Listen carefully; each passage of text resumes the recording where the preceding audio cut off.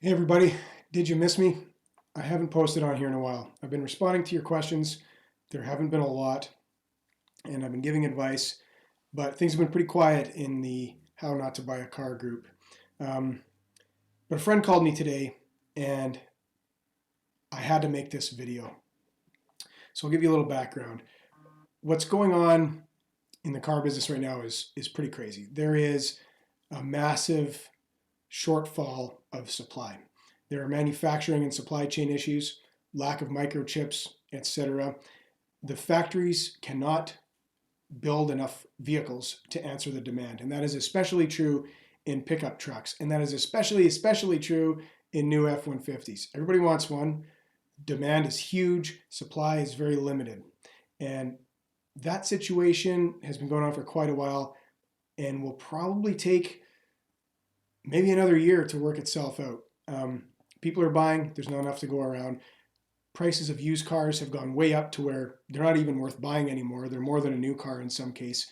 And people have lost their negotiation leverage on new cars. Because from the dealer's perspective, and you really can't blame them for this, I've only got 4 cars on my lot. I've only got 4 F-150s and I've got 10 people that want to buy them. Why should I discount that? Right? So you can forgive them for selling it for their sticker price. And to be fair, for a lot of years, they had to give those cars away, sell them at no profit or a loss, and barely broke even. They had to struggle through some tough years. So, you can forgive them. I can forgive them for asking for sticker price for their cars. If you can buy a new car at sticker price right now, you're not overpaying. In most cases, you're not overpaying. It's fair. That's the price. You can turn around and sell it for more than you paid.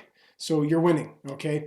Even though it sucks that they won't even give you any discount, you have to understand, the market forces of supply and demand. It's pretty simple. And those change over time. But that doesn't mean that the dealer can be a pig.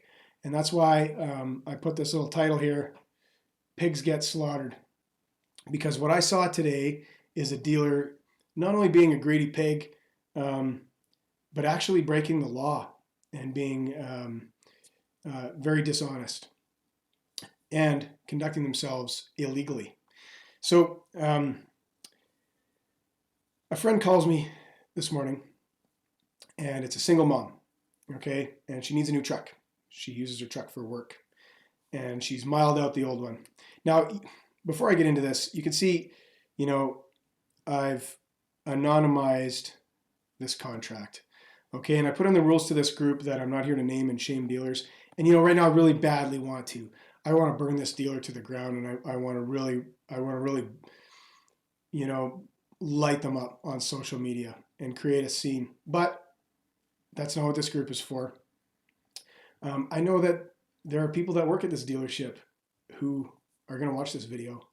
And you know who you are. And you know what's going on here. And if you're not doing anything to stop this, you're an accomplice. And you are equally liable. And you're going to lose your goddamn AMVIC license too. So I'm putting you on notice. I'm not calling you out, but I'm putting you on notice. And I'm putting any other dealer on notice that's pulling this stuff.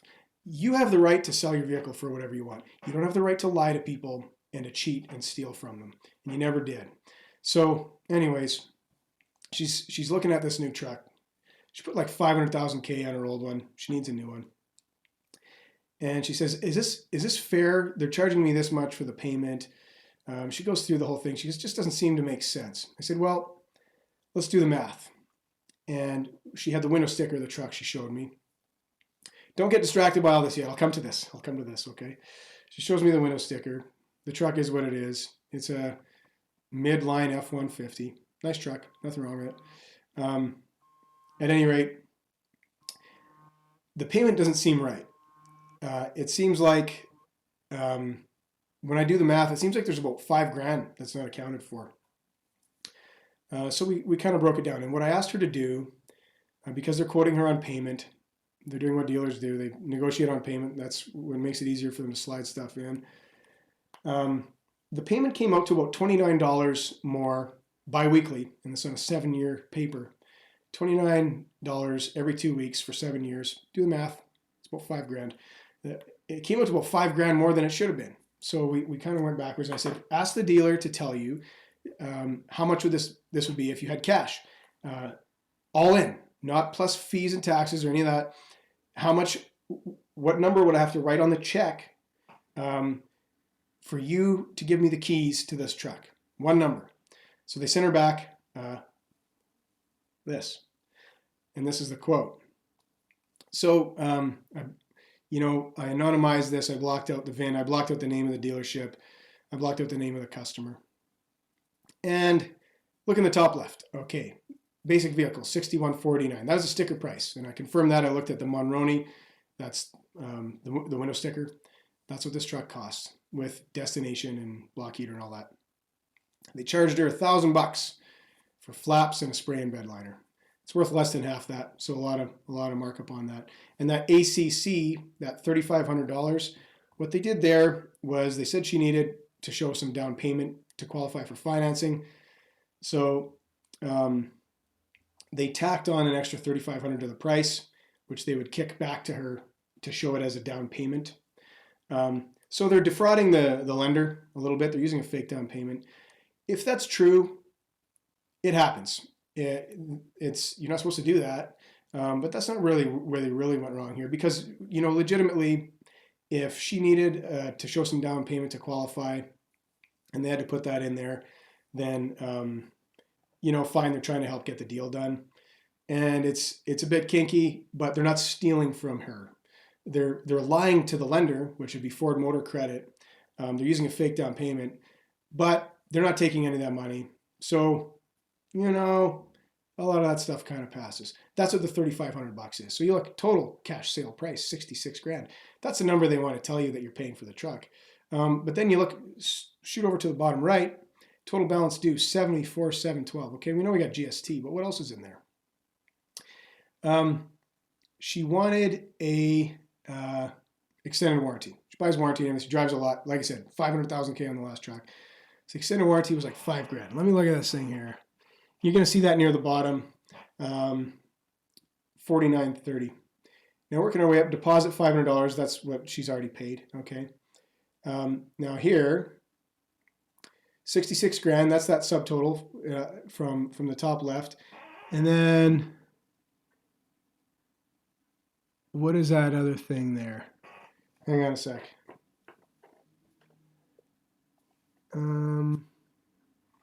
Sorry, that's hard to read. I'm going to look at my original.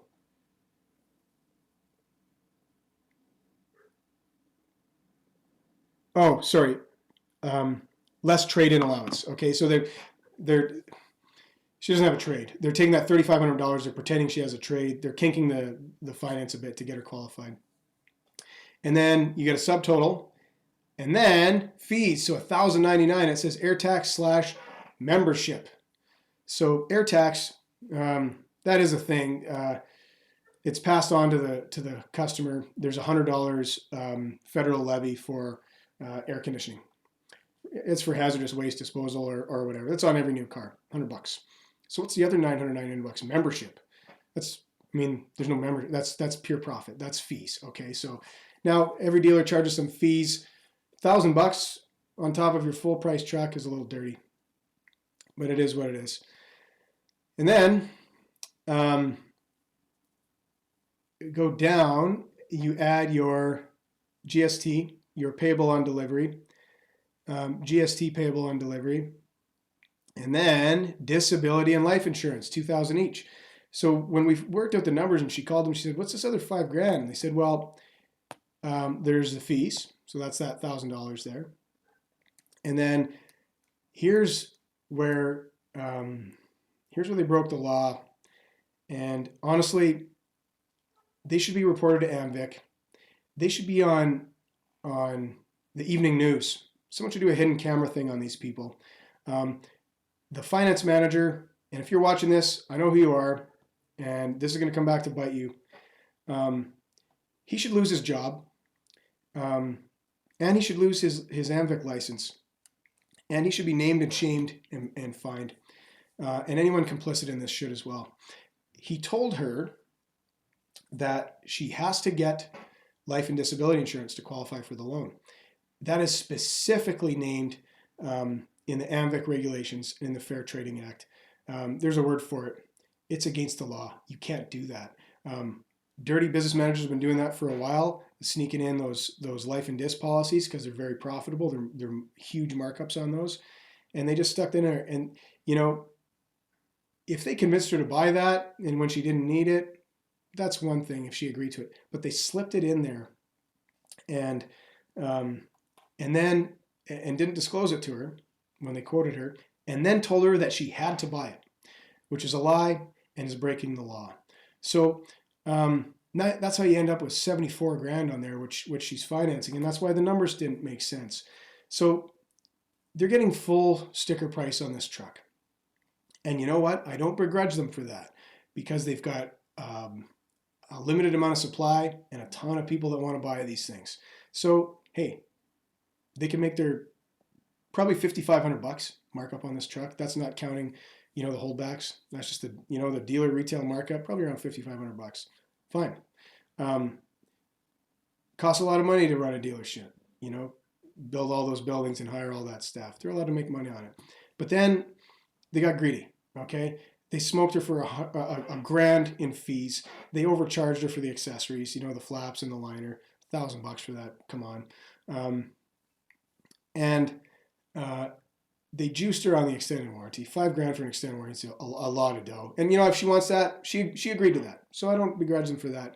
But then to come in there and lie to her and force her to buy $4,000 of insurance that she didn't need, she didn't ask for, and tell her that it's required is really, really, really dirty. And they should know better. They do know better. They know that's against the law. And I hope they don't get away with it. So for all those people that are posting in the group and they're saying, is this a good deal? And I get those pretty regularly. If you can't get much of a discount, or you can't get any discount on a new vehicle right now, that doesn't mean it's a bad deal. Okay. The dealer, they can get away with selling their products for full list price. They won't be able to do that forever, but hey, let them make hay while the sun's shining, right? But pigs get slaughtered, right? And they're pushing it too far. I mean, they're making like 12 grand on this contract, on this truck, and they're taking advantage of someone who doesn't know any better. If she didn't know me and she didn't have that connection and know to call me and ask, she probably would have taken it, and that gives me a sick feeling. So that's my word of caution to you, is that going and shopping for a new car right now, be prepared to have to pay sticker price. That is the nature of the market, but that doesn't mean you have to get overcharged and you have to get ripped off. So if something about a deal doesn't make sense, do the math.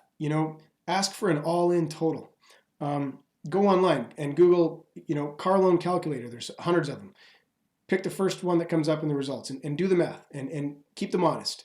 Don't let them overcharge you. And if you see something like this, call me and call AMVIC, and don't let them get away with that. Good luck out there.